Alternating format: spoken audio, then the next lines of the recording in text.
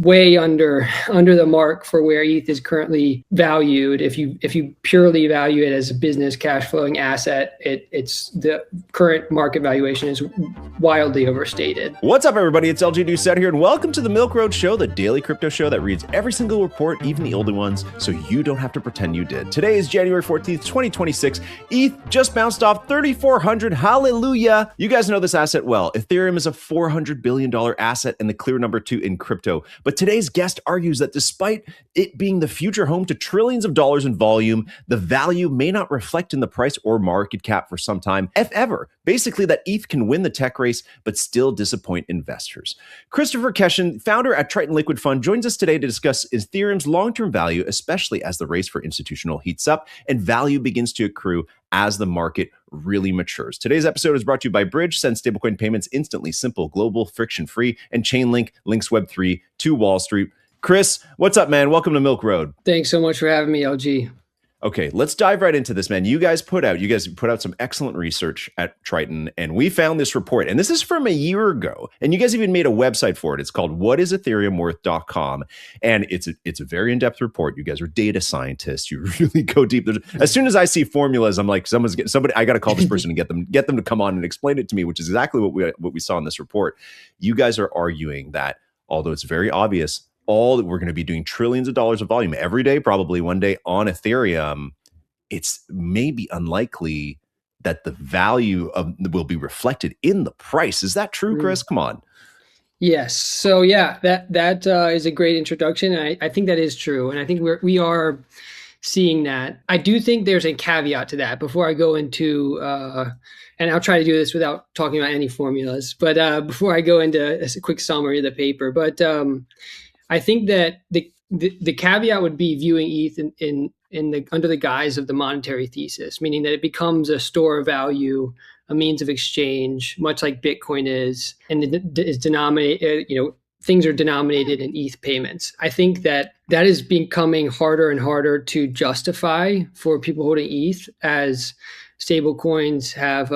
There's been broad proliferation, and you're seeing the absolute lion's share of transaction on Ethereum are stablecoins, right? So that probably is going to be the means of the denominator for transactions. So that's the caveat. If ETH were to take that mantle, then I think you do see price appreciation, but we can talk about more of that later. You want me to just jump in to give a quick summary of the paper? Would that be helpful? Honestly, I read through as much of this paper that I could understand, and I thought it was fantastic. And I'd love for you. We have so many people that want to hear about Ethereum on our show. We talk about Ethereum a lot. We're very hot on Ethereum. A big part of Mikroad Pro's portfolio is Ethereum. So I would love to get your take because we always love a mix of positive, but also contrarian takes.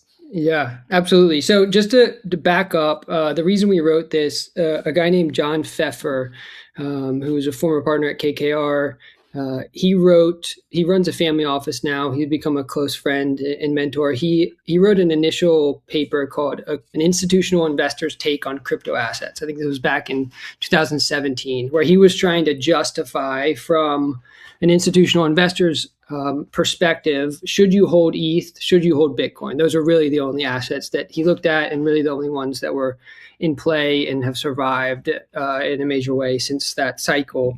And he basically said, you should hold Bitcoin, but not ETH, right? And so we came back to this paper, revisited it, co-authored it with him, and looked at whether his thesis had proven correct. Now, the price appreciation, from a price standpoint, no, right? Bitcoin had outperformed ETH since the publication date, but ETH also went up meteorically during that time horizon, right?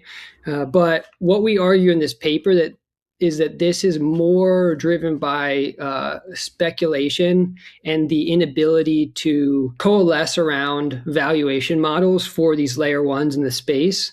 And if you looked at this in any way fundamentally, and we look at a couple of those throughout the paper, you can't justify the valuation that it's currently trading at. It should be trading at many orders of magnitude lower, and it could still function in the same way. And so how do we look at that in the paper? We we basically revisit the paper, the John's original paper, and then look at the valuation models through different lenses. So we do discounted cash flow that comes up way under the mark for where ETH is currently valued. If you purely value it as a business cash flowing asset, it's the current market valuation is wildly overstated. We look at it as an internet native commodity, which again I think is difficult to justify, especially under the guise of these L2s that have launched, right? Because what we're seeing is it's prohibitively expensive to run an application or do transactions on the main chain unless you're a whale or have a lot of capital to spend on gas fees. So transactions, applications migrate to the layer twos, and that value accrues relatively de minimisly to the base chain and the actual value of ETH, right? So looking at it from this internet native commodity doesn't really hold a lot of weight. Then, as I mentioned in the caveat, ETH as money is another lens that we look at this asset through. But again, I sort of already commented on that. If ETH is money in this ecosystem, yes, it's gas, but actually denominating any like real world asset activity or lending or any application activity on chain, it's going to be done in a US dollar collateralized stablecoin. And that has really come to fruition over the last year, where we've just seen stablecoins balloon in total transaction volume on Ethereum. So yeah, I mean that's kind of a rough breakdown of the paper. Happy to talk about any of those aspects. If you've been paying attention, you know we're going heavy on AI here at Milkroad. We launched the AI podcast, the AI newsletter, and now we're taking it up a notch with AI Pro. To celebrate the launch, we're giving you 20% off this week only. Head to the link in the show notes to lock in your discount on the only research you need to navigate the AI supercycle. Okay, so you're basically telling me that per your calculations, your analysis, that as if we stand back and look at Ethereum as a business in terms of like the fees that it's charged, the diluted, cannibalized ecosystem of L2s that are also trying to capture their own value, and they all have their own tokens too that they want to see high valuations with, so even less of a reason for it to go back to Ethereum. You're basically telling us all that, given that it's Ethereum's market cap of whatever it is today, 350, 400 billion, whatever that is actually overvalued. Basically, yes. If we were, is there a comparable in terms of business, in terms of some other kind of large money market that does the similar amount of stuff, just not on chain, like an old world thing, or is this just strictly, from a business standpoint with no comp? I think the latter. I think it's pretty hard to come up with an analog in the traditional finance space. Yeah, so I just think from a rational investor perspective, it's very, very difficult to justify the current valuation. Things could change to make that more attractive, right? If it does become a means of trade and a denomination for trade, or if there's the great website ultrasound.money, if the supply flips negative and stays negative for a longer period of time and into the future, you could see people begin to value ETH as a function of the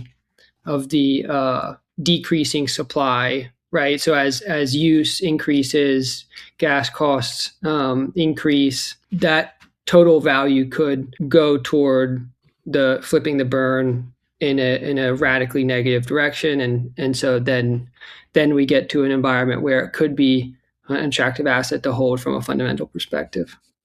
Right. And you were saying, I'm going to skip ahead a little bit to what we're going to discuss. Yeah. Triton Liquid Fund, you guys are also a fund of some kind. So I want you to explain that to us in a little bit. But you did mention, and if we need to cut this part, that's okay. You did mention you guys don't hold ETH. Correct. Yeah. No, we don't need to cut that. I mean, we publish a lot of research. You can find us on tritonliquid.com, and our research section, we publish pieces every week. And as you mentioned, in the impetus behind this conversation is that the article around ETH that we published is whatisethereumworth.com. And so we're not going to publish something and not follow through with our public thesis and ideas. And so, no, we don't hold ETH, and yeah. Okay, here's a question for you. I guess maybe you're giving us the bear case on the actual price of ETH, but you're not telling us that ETH is not valuable. You know what I mean? We're still Right. discussing that ETH does something quite important. I want to ask you, I guess, like what would cause you guys to have a different viewpoint on ETH, but maybe that's further down the line, and maybe that's where we can look. In your opinion, without, and this doesn't have to be a bullish or bearish take, Chris, what does ETH look like at maturity? Right? Because obviously something you guys studied, you're saying that it's overvalued, but it's still early in what ETH is trying to be. In the end, how does ETH kind of fit into the global finance reset of assets being on chain and everything that's clearly been developed, especially even since you guys wrote this report? Yeah, and so I'll say, I'll probably get a lot of heat on crypto Twitter just talking about price, right? But to be clear, I'm a big fan of the Ethereum ecosystem. Definitely, it is the most decentralized as layer ones go, absent Bitcoin. And from just a developer perspective, number of applications on the chain, the L2 environments and how robust they are, I think that we continue to see those flywheel effects and network effects across this asset, whether from a developer programming language perspective or just general liquidity on that chain that's usable and available to all the applications there. So very bullish on just the trajectory of ETH, especially because all of these institutions have sort of signaled that, hey, if we're going to build, then we're going to do so on Ethereum, right? So I think that head start and all of these network effects will continue to propel the ecosystem. Now, where I'm more negative is, does that accrue to price, which we've established? We don't think so. To answer your question on what it looks like an end state, I think you have, what I would like to see is really clean interoperability amongst all of these layer twos, right? Such that the bridging concerns and fears and hack risk are negligible, if not zero. And it's trivial for me to use Polymarket on Polychain, right? And then move that capital to, Base and trade on Aerodrome, right? And that should be, all of that background complexity and bridging should be totally abstracted from the end user, right? It should function like Cash App or something, right? Moving money, and just like a simple click of a button, all of this happens behind the scenes with no risk of getting your money stolen. So I think that would be huge from a consumer perspective. I would also love to see, and it looks like this is happening, institutions continue to build on Ethereum, and just the actual settlement on the main chain, those gas fees to basically capture a lot more value for ETH, such that, back to my earlier point, that you see the supply of ETH flip negative, and that's sustainably negative. And then I think you can start to formulate a investable thesis around ETH the asset, right? But ETH the ecosystem, I think, continues to drive forward, and all these things likely happen, right?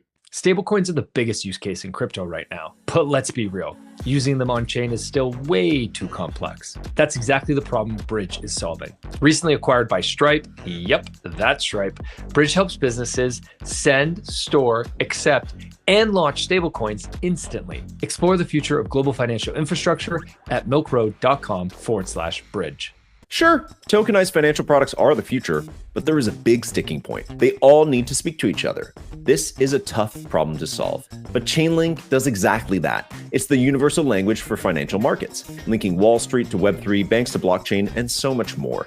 See how Chainlink is linking the world by going to milkroad.com/Chainlink. So one thing that you guys wrote recently that really caught my eye, and it obviously ties into Ethereum and institutional adoption, and one of the biggest themes for us these days in Milkroad is institutional adoption. Where is that value going to accrue? And especially if you're telling us like, well, it's not Ethereum, so we're obviously looking for those answers. Like, what do we get? What do we look at right now where we can be part of that? But before you dive into that, Chris, like I said, some of your research points to you guys kind of give this take that I think is really interesting. We haven't really heard it too much, that a lot of us are looking at crypto as just one market, right? And if you go on crypto Twitter, or you read the narratives and the headlines, it definitely feels that way. It's, the macro, why is crypto underperforming compared to the S&P, right? Like all these different takes. But you guys are saying that we need to start looking at crypto as multiple different separate economic verticals. Tell me more about that. Yeah, so I think that in previous cycles, you could basically hold a basket of assets and sort of, beta was everything and just time in the market was everything. And provided you got in at a reasonable valuation, you could hold this basket. I mean, you could throw a dart and everything correlated to one on the way up, on the way down. This past cycle, if you want to call it a cycle, we've seen greater dispersion than ever before in crypto amongst not only verticals, but individual asset performance. And so what we do at Triton is we start with this high level taxonomy. And I actually have the chart in our latest research piece on tritonliquid.com. But you can, what we do is we look at, all right, first level is ecosystems, tooling and middleware, or applications, right? And then we go a layer deeper, such that we have 27 leaves on this tree. And again, that chart is on our website. This one. For instance, this little family tree. Yes, sir. That's okay. it. All right, we got to zoom in. We got to zoom in for this one. Yep. So ecosystems. Infrastructure, right? is the grandfather. Yes. Correct? So infrastructure and applications would be like the starting point, and then. Oh, I see. Yeah, they're two separate charts. If you go down into the far left upper corner leaf, right, ecosystems. If you look at like the Solana, the layer one, right, Solana ecosystem, Ethereum ecosystem, each of those are ecosystems. We also categorize L2s as ecosystems. Now, once you get interoperability, maybe all of those ETH L2s fold into the ETH L1, basically subsector there. If you go down to the bottom left, like in trading. Yeah, we'll look at, so that's the applications, right? End user applications. And then this is under the DeFi bucket. And then there's trading, right? So the launchpads, dexes, options, aggregators, and then market making, right? And so the reason we segment the space this way is because if you're an investor looking at this space, you need to actually, especially from a fundamental perspective, you need to be able to delineate amongst these categories and actually compare assets against each other, apples to apples, in each of these categories. And so what we do, we publish robust research pieces. We've done over 320 write-ups. These are like 20 to 40 page deep dives on assets. And we then run regression models on each of these leaves, right? So each of those 27 leaves, we figure out what are the metrics that matter for price appreciation for that vertical. And you have to do a little bit fancy footwork. You got to normalize against macro variables, normalize against crypto cycles. But once you take out all of that and just focus on, say, like layer ones, what are the metrics that matter? So we have a bunch of categories: network use, developer activity, economic sustainability, and capital flows. And then under that, we have individual metrics that we can track real time on chain, right? So under network uses, it would be daily active addresses, transaction count, fee revenue, and fee to market cap ratio, right? Those our models have found are the most significant variables that impact price appreciation, right? And so what we want to do is we want to take all of the layer ones that we wrote reports on, and I think that's like our largest category. We have like, I think more than 25 of those write-ups on different layer ones. We only hold one layer one. So then we're looking real time at these metrics on dashboards that we create to see, okay, are we holding the right layer one based off of our model and our qualitative research?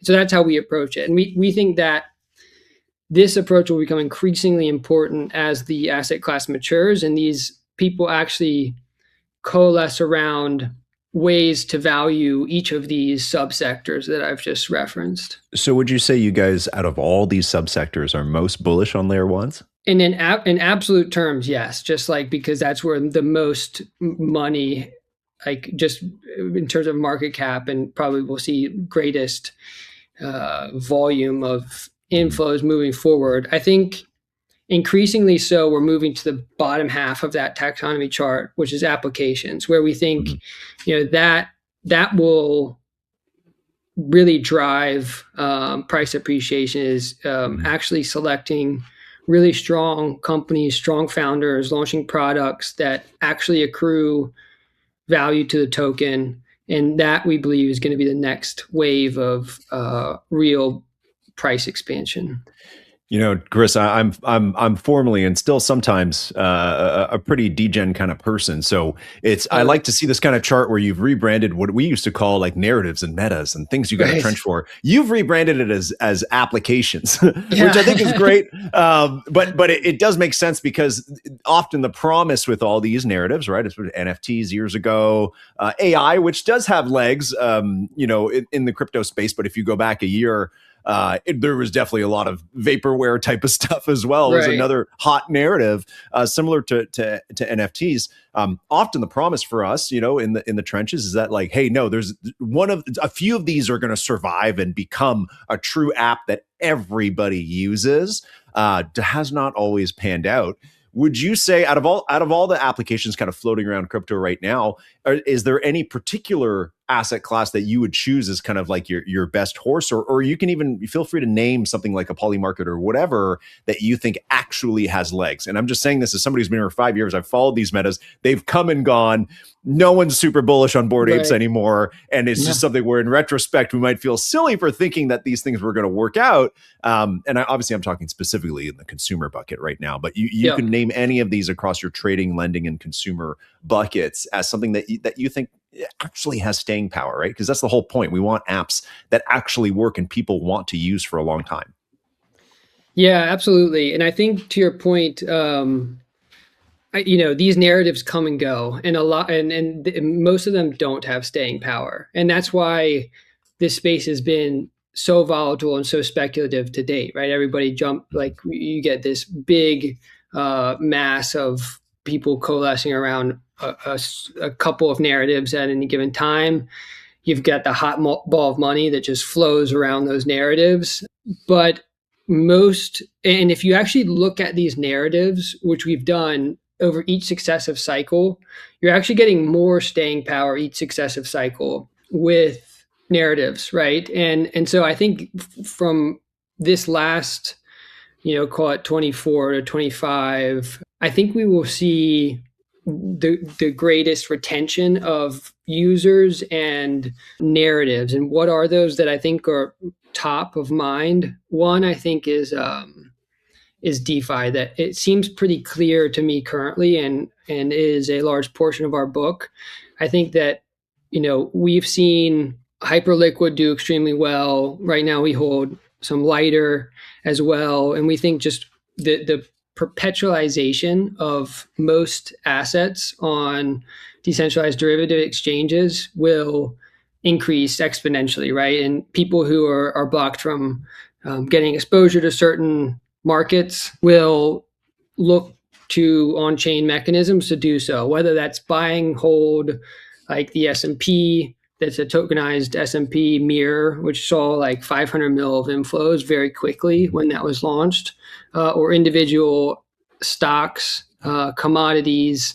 And there are two forms that will take. It will take both perps, so this would be short-term or hedging, right? And then it would take spot holding, which would be long-term directional exposure to these if you're precluded from gaining exposure in your jurisdiction, or if you just have money that you want to keep in that realm, the crypto realm.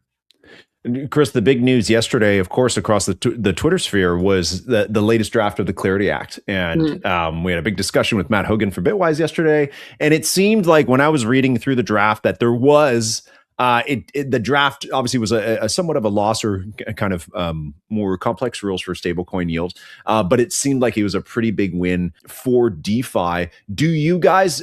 Let's go back to the fund. Do you guys hold a lot of DeFi positions? Are you hot Yes. on DeFi L1s or L2s or protocols or apps?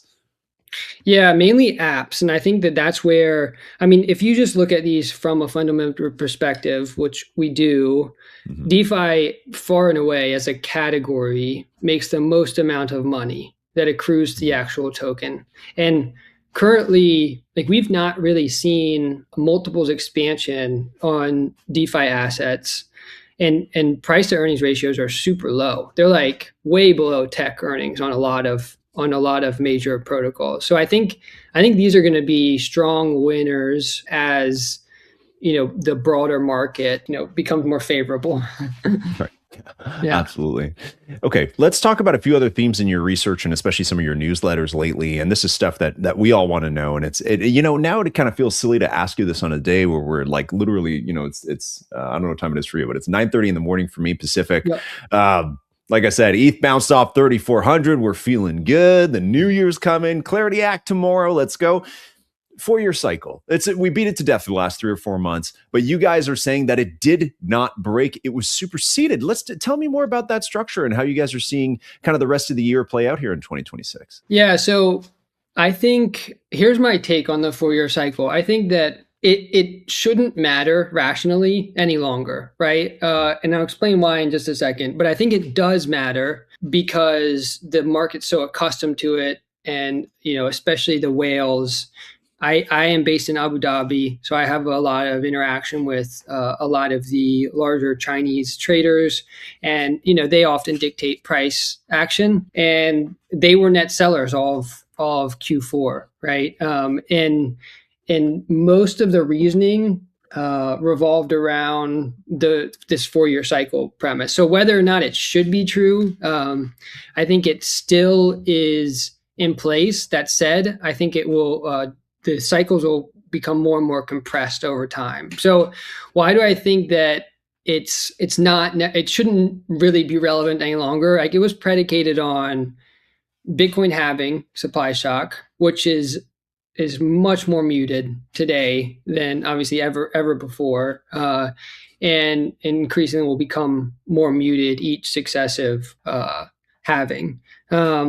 Interest rate cycles, which is a big driver of these cycles. If you map rates against the cycles, there's actually some pretty strong correlation there. Systemic blowups and just path dependence and reflexivity. And so, we have a robust piece on this. I won't go into too much detail on it, but it's also on our research section of our website, called "Why the 4-Year Cycle is Over." That said, I think there's this analogy that I think is apt, where you have all, like traders are sort of like gazelles, right, out in the Sahara, right, and gazelles have this herd reaction where if one of them picks up their heads and looks in a certain direction, then slowly all of them start popping up and looking, and once a critical mass look in one direction, they start moving in that direction, right? And so I think it's an apt analogy for markets, where as people start to shift focus away from the 4-year cycle over each successive one, you get faster and faster cycles until it becomes just sort of more aligned with equities, where there's high dispersion. There's not just one direction that everything flows in. And so my guess is we'll still have a consolidation period throughout first part of this year, but going into the end of the year, we're going to start to pick up faster, and that'll happen each turn of these cycles. So wait, hold on. Let me rewind all the way to one of the very Yes. first things you said, Chris. Why were those Chinese whales selling? Why were they were they just gazelles? One did it and they all did it? I think that basically I try to get to the root of this in my conversations, and I think it's like Bitcoin is just increase in price more than it ever has before, just from amount of capital that these traders made if they were in at the right time.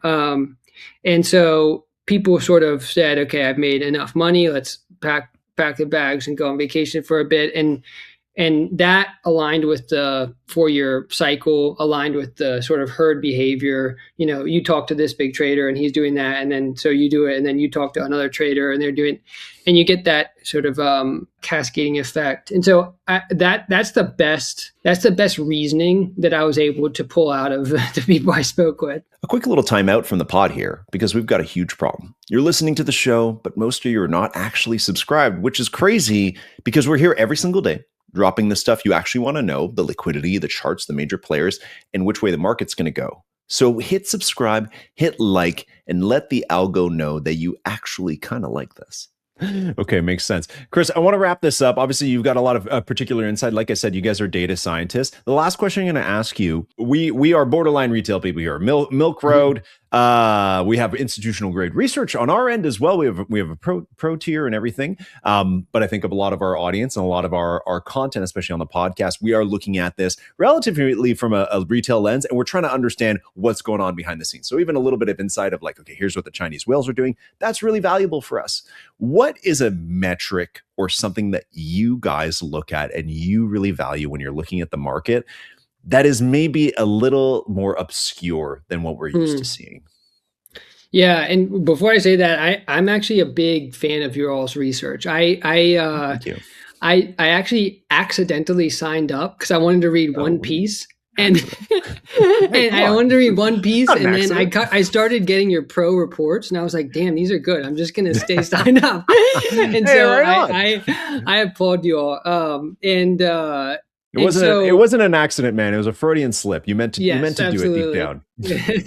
And so to answer your question, I think like for us and a lot of the models that we look at, it's a composite of a bunch of variables that matter, right? And so what we do is we break them down, and we have a whole internal dashboard on this that we call internally our sell signal dashboard. And so if you regress any of these verticals that we talked about during this call against the change in price for any category, far and away the most significant variables are macro variables, and that still is the case, though that has begun to break this cycle. So I think previous cycles you really need to look at interest rates, you need to look at global liquidity, right? M2, those things. Now what we're starting to see is ETF flows are becoming way more pronounced in terms of their significance as it pertains to price in the space, as well as sentiment, which is always, I think, going to be a factor until this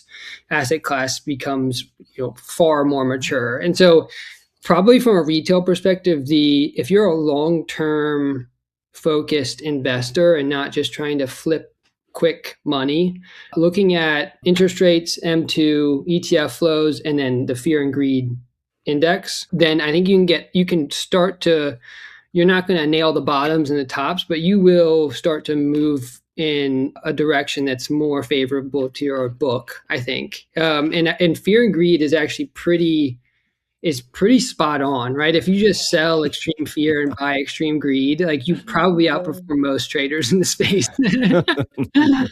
I think a lot of us refuse to believe that it could be that simple. That there's like a goofy green and red radar thing that just tells us when to sell and when to buy, and all we have to do is listen to Warren Buffett's like 100-year-old mantra, and we're good. I think we'd like to believe that we're smarter and more sophisticated than that, but at the end of the day, that's usually pretty accurate.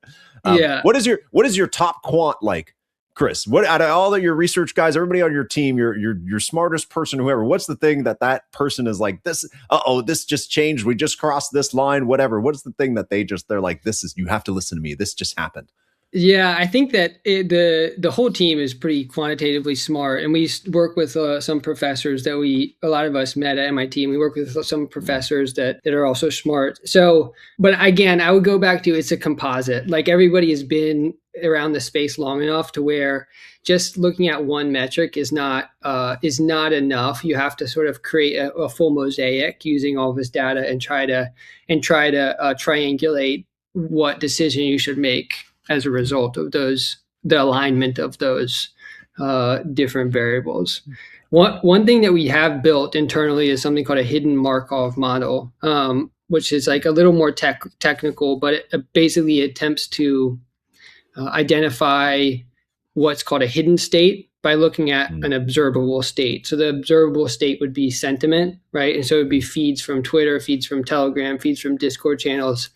And the hidden state that we're trying to identify is an asset in a bullish trending cycle, a bearish trending cycle, or a neutral cycle. And if you can then go back to our taxonomy and say, okay, all like a critical number of the assets in the like DeFi lending category are in a bullish state, then you can say generally that segment of the market is trending, which aligns very well with the narrative of the moment in the space. Got it. Okay. Yeah, that makes sense. That's a good rounded answer and the right thing to do. And obviously, if people want to read more about that, they can read your newsletter. And if you wanted more about it, you can read our macro reports, because that's what Chris reads. Our macro and our Crypto Pro reports, and AI Pro now as well. You can read those because there's also Chris likes reading those, so you can check those out. It's a good plug for ourselves while we're at it. Chris, thank you so much for coming on the show. Thank you for your contrarian and maybe sobering take on ETH. Although I think a lot of us are going to keep hoping that it goes higher and find some other magic, some other charts that'll tell us the opposite. So thank you for coming on the show, man. Yeah, thank you so much. Thanks for having me. If y'all are making swaps or trades right now, highly recommend you check out Milkroad Swap. This is a DEX that we built in partnership with Cow Protocol. Why did we build it? Not to make money, just honestly so we could have a place to do our swaps for the lowest fees that we could find. This is the fees on Ethereum, Arbitrum, and Base are only 0.15% fees. This is a huge difference from other centralized exchanges that charge 0.5% or even up to 1.2% fees on their swaps. Also, you can swap on Solana, all at swap.milkroad.com. Check it out today. You won't be upset. And you can join me in my favorite place to make swaps on chain. Want insights on what's moving crypto markets and how we're trading each event? Subscribe to our channel and join the Milkroad Daily and Pro newsletters and start investing like the top 1%. This show is for educational purposes only. Nothing we say is financial advice. Investing is risky. Never invest more than you can afford to lose.